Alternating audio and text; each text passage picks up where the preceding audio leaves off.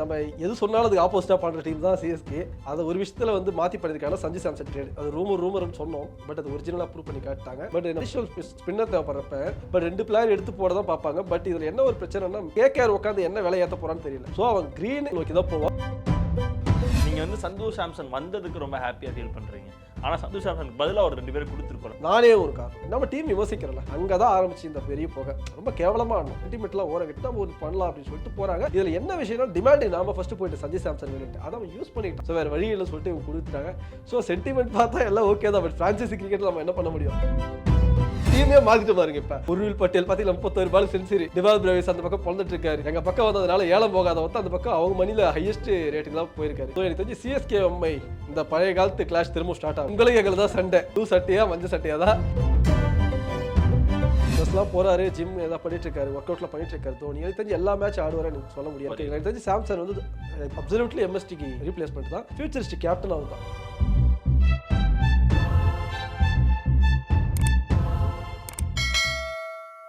Arrows நேயர்களுக்கு வணக்கம். நான் உங்கள் அஜித். இன்னைக்கு நம்மளோட யார் இருக்கான்னு பார்த்தீங்கன்னா சிஎஸ்கேவின் ரசிகன், சிஎஸ்கேவின் வெறியன், தோனியின் வெறியன் கூட சொல்லலாம். ஸோ அன்புடன் ஏகநாதன் அவர் தான் நம்ம கூட இணைஞ்சிருக்காங்க. பிரதர் வணக்கம். வணக்கம் பிரதர். என்னன்னா இதுலேயுமே வந்துட்டு நிறைய விமர்சனங்கள் வந்து சிஎஸ்கே மேலே வந்து வைக்கப்பட்டுச்சு. என்னடா அதாவது ஒரு பெரிய ஆக்ஷன் மாதிரி எல்லாத்தையும் விடுறீங்க. இருக்கிறதுலே ரொம்ப கவலைக்கிடமாக பேசப்பட்டது வந்து சிஎஸ்கே மேலேயும் கேகேஆர் மேலேயும். சிஎஸ்கே கூட 2வது. அதுக்கப்புறம் வந்து பார்த்தோம்னா கேகேஆர் தான் முதல்ல ரசில்ல இருந்து எல்லாத்தையும் வெளியே விட்டுட்டு நாங்கள் ஃப்ரெஷ்ஷாக எடுக்க போகிறோன்னு சொல்லி வந்திருக்காங்க. ஸோ இந்த ஆக்ஷன் எப்படி போக போகுது? சிஎஸ்கேக்குள்ளே யாரெல்லாம் வந்தால் நல்லா இருக்கும்? இப்போ நம்ம சிஎஸ்கே டீம் தான். இப்போ அதாவது நம்ம எது சொன்னாலும் அதுக்கு ஆப்போசிட்டாக பண்ணுற டீம் தான் சிஎஸ்கே. அதை ஒரு விஷயத்தில் வந்து மாற்றி பண்ணியிருக்காங்க சஞ்சு சாம்சன் ட்ரேட். அது ரூமர்னு சொன்னோம், பட் அது ஒரிஜினலாக ப்ரூவ் பண்ணி காட்டாங்க. எனக்கு தெரிஞ்சு இப்போ என்ன சொல்கிறாங்கன்னா மேக்ஸ்வெல் ரசல் கிட்ட போவாங்கன்னு தோணுது. ஏன் மேக்ஸ்வெல் கிட்ட போவாங்கன்னு நான் சொல்கிறேன். நமக்கு ஒரு அடிஷனல் ஸ்பின்னர் தேவை. ரசல் கிட்ட ஸ்பின்னர் கிடையாது, ஒரு மீடியம் தான்.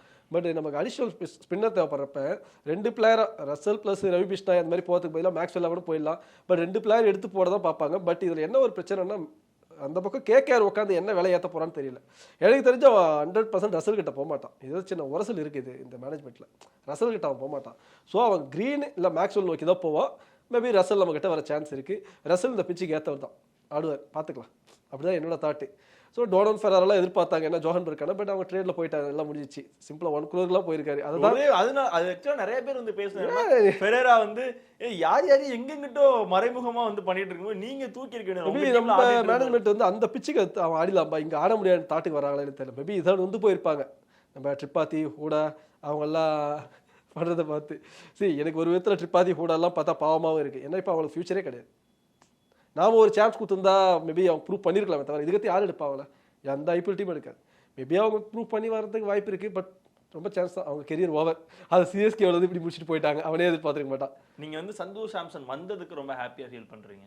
ஆனால் சஞ்சு சாம்சனுக்கு பதிலாக ஒரு 2 பேர் கொடுத்துருக்கோம் நம்ம சைட்ல இருந்து. இல்லை இப்போ எப்படி இருக்கு? இப்போ காலத்தின் கட்டாயம் தான். இது காரணம் நாம தான். இல்லை இப்போ நாம தான் காரணம், நாங்கள் தான் காரணம். நானே ஒரு காரணம். நம்ம டீம் விமர்சிக்கிறல என்ன மேனேஜ்மெண்ட் உங்களுக்கு என்ன தெரியுது? பொதுவாக யாருன்னா எடுத்து போடுற அசிங்கம் எங்களதில் அசிங்கம் மாதிரி தோத்துட்டே இருக்கும். கேகேஆர் கூட 104 அடிச்சு தோத்தமே. அங்கே தான் ஆரம்பிச்சு இந்த பெரிய போக. ரொம்ப கேவலமாக ஆடணும். நமக்கு ஆடவே தெரியன்ற மாதிரி ஆடணும் சிஎஸ்கே பிளேயர்ஸ். ஸோ அப்போ யோசிக்கிறாங்க நாம் ஏதாவது பண்ணணும் அப்படின்ற பட்சத்தில் இந்த சென்டிமெண்ட்லாம் ஓரங்கிட்டு நம்ம ஒரு பண்ணலாம் அப்படின்னு சொல்லிட்டு போகிறாங்க.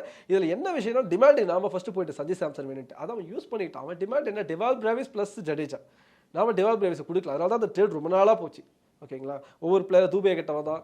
அப்புறம் தான் ஜடேஜா ப்ளஸ் சாம் கரன் போகிறான். ஸோ அவன் ஜடேஜா தான் நாம சாம் கரன் தான் வேணும், சாரி சாம்சன் தான் வேணும் முடிவு பண்ணிட்ட பிறகு அவன் ஜடேஜா வேணும்னு சொல்லிட்டு அவன் முடிவு பண்ணிட்டான். ஸோ வேறு வழி இல்லைன்னு சொல்லிட்டு இவங்க கொடுத்துட்டாங்க. ஸோ சென்டிமெண்ட் பார்த்தா எல்லாம் ஓகே தான். பட் ஃப்ரான்ச்சைசி கிரிக்கெட்டில் நம்ம என்ன பண்ண முடியும்? ரெய்டா அட்லீஸ்ட் வேறு டீமுக்கு ஆடிந்தாலும் பரவாயில்ல, ஆடாமே போயிட்டாரே. ஸோ அப்படி தான் ஃப்ரான்ச்சைசி கிரிக்கெட்டில் ஒன்றும் பண்ண முடியாது. இப்போ சொல்லுவாங்க ஜடேஜா வந்து நீங்கள் வந்து அப்போ வந்து வெளியே போட மெச்சூர் இல்லாமல் என்ன பேசிட்டு பேசி அன்னைக்கு தலைவர் லாஸ்ட் இயர்னு சொல்லிட்டாங்க. அப்படிதான் ஒரு ரூம். அது ரொம்ப பெருசா பேசப்பட்டதுன்னா அந்த டைம்ல நீங்க தான் எல்லாரும் தான் சேர்ந்து ஜடேஜா வரும்போதெல்லாம் தோனி அதெல்லாம் பண்ணல. இல்ல நீங்கன்னு கிடையாது, அந்த பிராண்ட்ல இருக்க பண்ணாங்க டிவில பார்த்தா தெரிஞ்சு எல்லாரும் வந்துட்டு ஜடேஜா தோனின்னு கட்டுறாங்க அப்படின்னு சொல்லி ஜடேஜாவே சொல்லிருப்பாரு. குறிப்பா ஜடேஜா ரன் அவுட் ஆகிறப்ப ரொம்ப ஹெவியா கத்திருப்பாங்க. அது ரொம்ப ஹர்ட் பண்ணிச்சாரு. என்னன்னா தலைவர் போயிட்டு போறாருலவா, சரி ஜடேஜா 10 வருஷம் கூட பாத்துக்கலாம், தலைவர் வழி அனுப்பி வச்சிடலான்ற மைண்ட் செட்ல அப்படி எல்லாரும் குதூகலம் வந்துட்டாங்க. தவிர மற்றபடி எங்க மக்கள்லாம் அப்படி கிடையாதுங்க. அதெல்லாம் சென்டிமெண்ட் அட்டாச் ஆனவங்க. பாருங்க ஒரு டீமே மாத்திட்டு பாருங்க. இப்ப உருவில் பட்டேல் பாத்தீங்கன்னா 31 பால் செஞ்சுரி. டிவால் பிரேவிஸ் அந்த பக்கம் பொழந்துட்டு இருக்காரு. புரியுதுங்களா? எங்க பக்கம் வந்ததுனால ஏலம் போகாத ஒருத்தன் அந்த பக்கம் அவங்க மணில ஹையஸ்ட் ரேட்டுக்கு தான் போயிருக்காரு. ஸோ அந்த மாதிரி நாங்க ஒரு வலிமையான டீமை கட்டமைச்சிட்டு வர்றோம். பவுலி தான் கொஞ்சம் பயமா இருக்கு, அதையும் கட்டமைச்சிருவோம் ஆக்ஷன்ல. ஸோ 2026 எங்களுது நான் சொல்லவே மாட்டேன், மற்றவங்க மாதிரி எங்களுது நான் சொல்ல மாட்டேன். எங்களது ப்ராசஸ் தான். கப் அடிக்கிறது இல்லை இருக்கிறதுல ரொம்ப வலிமையான டீம். அதாவது இது வந்து ஆக்ஷனுக்கே அவங்க போக தேவையில்ல, சரி சும்மா கூப்பிடுறாங்க அப்படின்னு சொல்லி போய் உட்கார ஒரு டீம் இருக்கு. மும்பை இந்தியன்ஸ் ஒண்ணுமே தேவையில்லை, எங்களுக்கு ஆக்ஷன் எல்லாம் தேவையில்லை. ஏதோ நீங்க சும்மா கூப்பிடுறீங்க, ஸ்வீட் ஏதாவது ஸ்நாக்ஸ் நாங்க போறோம். 25 லட்சம் 30 லட்சம் வேற என்ன பண்ண முடியுது? 1.5 கோடி தான் வச்சிருக்காங்க. 2 கோடி வச்சிருக்காங்க. 2 கோடி வச்சுட்டு அவரு பட் ஏதோ பிளேயர்ஸ் ரிலீஸ் பண்ணி மாத்துவாங்கன்னு சொல்றாங்க, தெரியல. பட் அவங்களுக்கு நம்பிக்கை இருக்கு, இந்த டீம் நமக்கு போதும். மேபி அந்த ஆறா அவங்க பேசியிருக்கலாம், இந்த டீம் கரெக்டாக தான் இருக்குன்னு முடிவு பண்ணியிருக்கலாம். இப்போ அவங்க பக்கம் பொல்லாடு கூட்டு வச்சா கூட ஆடுவார் போல இருக்குது. சரி போய் ஆடு அப்படின்னு ஆடுவார் போல, அந்த மாதிரி டீம் அது. அதனால எம்ஐ வந்து வெயிட்டாக இருக்காங்க. ஸோ எனக்கு தெரிஞ்சு சிஎஸ்கே எம்ஐ இந்த பழைய காலத்து கிளாஷ் திரும்ப ஸ்டார்ட் ஆகும். ஏன்னா லாஸ்ட் டைம் மும்பை கிரவுண்ட்ல ஆடும்போது ஹர்திக் பாண்டியா கிடையாது, பும்ரா கிடையாது, அப்புறம் அந்த ஹல்லான்னு சொல்லி ஒரு மிஸ்ட்ரி ஸ்பின்னர் ஒருத்தவங்க எடுத்தாங்க. அவன் அந்த சீசன் ஃபுல்லாவே ஆடல. ஆனா இந்த சீசன் ஆடுவான்னு சொல்லி அவன் இருந்து ரிட்டைன் பண்ணிட்டாங்க. சோ ஆல்ரெடி ஸ்பின்ல வந்து சஹர் இருக்காங்க, இப்போ திருப்பி மார்க்கண்டே வந்திருக்காங்க. சோ அல்லா உள்ள வந்திருக்காங்க. அது போக வில் ஜாக்ஸ் இருக்காங்க, 4 ஸ்பின்னரு. பிளஸ் ஸ்பீட்ல வந்து பார்த்தோம்னா சர்துல் தக்கூர், தீபக் சகர், பயங்கரமான எம்ஐ ஃபேன் போல, கப்பு போல்ட், பும்ரா எல்லாமே வரிசையா. அந்த உங்களுக்கு எங்களுக்கு தான் சண்டை, இந்த அதிரு புதுலாம் தள்ளி வச்சிடலாம். ஓகேங்களா? பழைய காலத்துக்கு போறோம். கிளாஷ் திரும்ப நீல சட்டையா, நாமள ப்ளூ சட்டையா, மஞ்சள் சட்டையா தான், மற்ற சட்டைக்கெல்லாம் வேலை கிடையாது. ஆனா ஆர்சிபி கப் அடிச்சுட்டு திருப்பி அவங்க அந்த கப்பை தூக்கிட்டு வருவாங்கல்ல, திருப்பி எங்களுக்கே அந்த கப்பு வேணும். இந்த சிரிப்புக்கு என்ன ஆகுது? இப்போ நான் ஒன்று சொல்றேன் கேளுங்க. நான் ஒரு மேரேஜுக்கு போயிருந்தேன். அப்போ என்ன நடந்துச்சுன்னா, நிறைய பேர் பார்ப்பாங்க, சில பேர் அடையாளம் கண்டுபிடிப்பாங்க, நல்லா பேசுறீங்க அதுன்னுவாங்க. திடீர்னு ஒரு ஆசிஃப் ஃபேன் வந்து, இந்த வருஷம் நாங்கள் தான், இந்த வருஷம் நாங்கள் தான், இந்த வருஷம் நாங்கள் தான். யோ சரியா இரியா, சத்தியமாக சொல்கிறேன். நான் வந்து போய் சொல்லணும், யார் ஒருத்தர் வந்து நம்ம வந்து அப்படி பண்ணலாம் இருக்கட்டுண்ணே, அடிச்சுக்கண்ணே, யாருண்ணே வேலை? இல்லை நாங்கள் தான் ஆண்ட போகிறோம், ஆள போகிறோம்.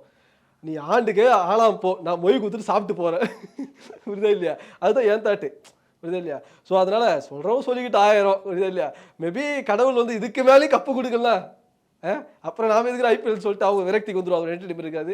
சரி, எனிவே அவங்க டீமோட உரிமை அது, அவங்க டீமும் நல்ல டீமாக தான் இருக்குது, கப்பு அடிக்கட்டும், வேணாம்னு சொல்லல. ஆனால் ஜித்தேஷ் சர்மா தான் இடையில ஏதோ பிறந்தாங்க போல, இந்த எமர்ஜிங் ஏசியா கப்பில் போயிட்டு தேவையில்லாம பேக் ஷாட். இருந்தாலும் நாம அதை ட்ரால் பண்ணல, ஏன்னா ஒரு பிளேயர் நம்ம ஒன்றும் பண்ண முடியாது. அந்த டைமில் என்ன தோணுதோ பண்ணார். பட் ஒரு விஷயம் பண்ணிருக்கலாம், சூரியவன்ஷி இறக்கிருக்கலாம், என்னவோ ஒன்று இப்படி பண்ணிவிட்டாரு. பார்க்கலாம். ஆனால் இப்போ இந்த வரப்போற ஐபிஎல் ட்ரேட் இது, அதாவது இந்த ஆக்ஷன்ல இருக்கலே நல்ல பிளேயர் உள்ள ஒருத்தர் வந்துட்டு இருக்காரு. அவரை மேபி யாராவது ஒருத்தங்க எடுத்தா நல்லா இருக்கும். இப்போ மும்பை இந்தியன்ஸ் கணக்கு கிடையாது. அதை தாண்டி பார்த்தோன்னா எஸ்ஆர்ஹெச் வந்து பெருசா வந்து பங்கேற்க முடியாது, எல்லாமே கொஞ்சம் கம்மியான பர்சனல் இருக்கவங்க தான். ஸோ இப்போ இந்த சிஎஸ்கேவா இருக்கட்டும் இல்லை கேகே ஆகட்டும், இந்த பிளேயர்ஸ்க்கு வந்து மேக்ஸிமம் வந்து ஒரு இம்பார்ட்டன்ஸ் கொடுத்தா நல்லா இருக்கும்னா யாரெல்லாம் சொல்லுவீங்க? இல்லை, நமக்கு அது தெரியல. ஆனால் நிறைய டொமஸ்டிக் பிளேயர்ஸ் எடுத்து நம்ம பசங்க அனுப்புறாங்க, நம்ம கேள்விப்படாத பேர் தான் நிறைய அன்சார்ன்றாங்க. அதெல்லாம் நமக்கு தெரியல. ஏன்னா அதெல்லாம் இல்லை, ஆக்சுவலாக கொஞ்சம் நேம் தெரிஞ்ச ஆட்களே இப்போ நிறைய பேர் வெளியே வந்து. இப்போ சென்னை என்ன பண்ணிட்டு நம்ம ஸ்கவுட்டில் ஃபுல்லாக யங் பிளேயர் நம்ம டொமஸ்டிக் பிளேயர் எடுத்து கொடுத்துட்ருக்காங்க, யாரை எடுக்கலாம் ஆக்ஷனில் சொல்லிட்டு ஆட வச்சுட்டு இருக்காங்க. அந்த மாதிரிலாம் போயிட்டு இருக்கு. ஸோ அதனால எனக்கு தெரிஞ்சு இந்த தடவை நீங்கள் என்ன பாருங்க, சர்ப்ரைஸாக நல்லா பெரிய இப்போ நம்ம கிரீன்ன்றோம், மேக்ஸ்வெல்ன்றோம், அதை தாண்டி சின்ன சின்ன துறைக்கு நல்ல பிளேயர்லாம் எடுக்க போறாங்க. ஏன்னா பென் ஸ்டோக்ஸ் எடுத்து ஏமாந்தாங்க. பென் ஸ்டோக்ஸ்லாம் அவ்வளோதான் கேட்டாங்க, பென் ஸ்டோக்ஸ் எடுப்பாங்கன்னா தொடை கூட மாட்டாங்க, கிட்ட கூட போக மாட்டாங்க. அதுக்காக பென் ஸ்டோக்ஸ் தப்பாக சொல்லிட்டாங்க, வேணாம் பென் ஸ்டோக்ஸ் அவர் கதை வேற, விட்டுடலாம் சொல்லிட்டு இவங்க வந்து நம்ம கூடவே ட்ராவல் பண்ணணும். இப்போ மேக்ஸ்வெல் தான் எனக்கு தெரிஞ்சு போவாங்க தோணுது. ஏன்னா அதே ஜடேஜா மாதிரி ஸ்பின்னர் அதே மாதிரி தேவைப்பட்டப்ப அடிப்பார், கொஞ்சம் நல்லாவே அடிப்பார். ஸோ அப்படி போவாங்கன்னு தோணுது. மற்றவங்க சொல்றாங்க இல்லை மேக்ஸ்வெல் யாருக்கும் ப்ரூவ் பண்ணலேட்டு, மஞ்சள் சட்டை போட்டால் இங்கே ப்ரூவ் பண்ணுவாங்க. அதுதான் மஞ்சள் சட்டையோட மகிமை. அப்புறம் ஏற்றியும்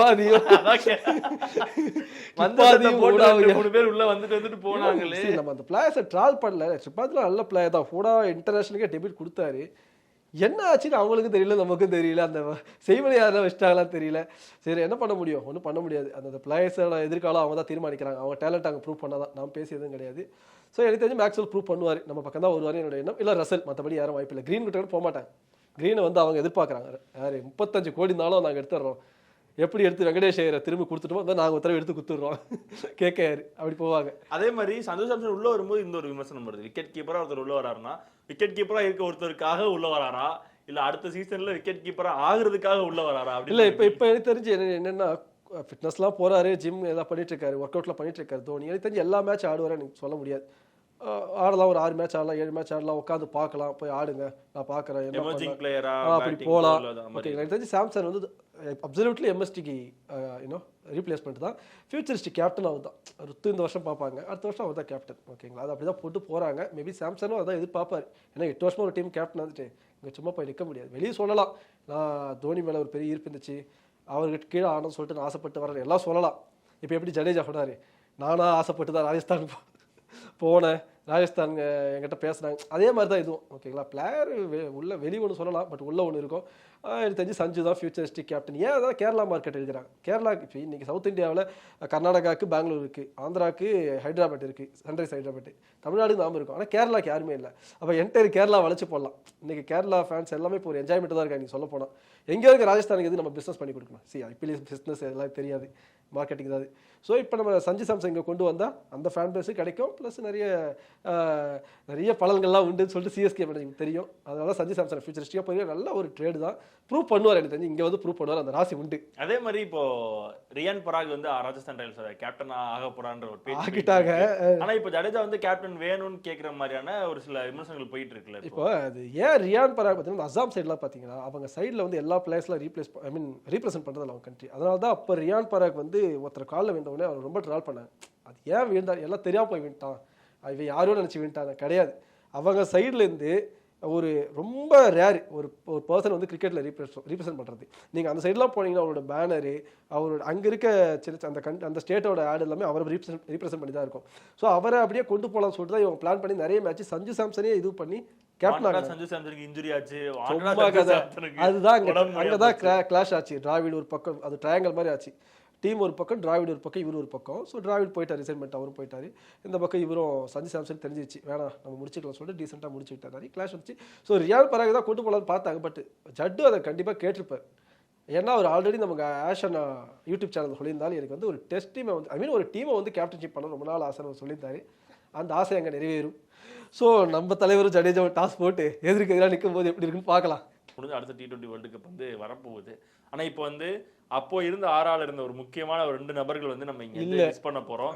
அவங்களோட அந்த கேப்டன்சியா இருக்கட்டும், அவங்க சொல்ற கைட்லைன்ஸாக இருக்கட்டும், விராட் கோலி, ரோஹித் சர்மாவை அப்படியே தூக்கிட்டு இங்கே வந்து வேற நபர்கள் வர போறாங்க. எல்லாம் புது ஆட்கள், புதுசான பேர்கள் எல்லாமே உள்ள வந்துட்டு இருக்கு. இந்த T20 வேர்ல்டு கப் எப்படி இருக்கும், இந்தியாவுக்கு அது சாதகமா இருக்குமா? ஏன்னா இந்தியன் கிரவுண்ட் தான், முக்கால்வாசி எல்லாமே இந்தியன் கிரவுண்ட்ன்றப்போ இது இந்தியாவுக்கு எந்த அளவுக்கு சாதகமா இருக்கும்னு நினைக்கிறீங்க? ஸோ இந்தியாவுக்கு இதுக்காக என்ன பயம் வந்துச்சுன்னா, இப்போ எல்லா டீம் என்ன பண்ண போறோம்னா, இந்தியா ஸ்ரீலங்காவும் அப்படி தான், பிரம்மதேசா, கேசிசி 2 அங்கே மொத்தம் 3 பிச்சு, கொலம்போல் 2 பிச்சு இருக்குது, மொத்தம் 3, இங்கே 7, மொத்தம் 10 பிச்சு நினைக்கிறேன். இந்த 10மே ஸ்பின்னுக்கு ஏற்ற பிச்சு தான். இதில் ஒன்று கூட ஸ்பின்ல கண்டிப்பாக அவங்க என்ன பண்ண போகிறானுங்க, எல்லாம் வெறித்தனமாக ஸ்பின்னரை கூப்பிட்டு வர போகிறானுங்க. நம்ம T20 ஆட மாட்டோம்னு சொல்லலை.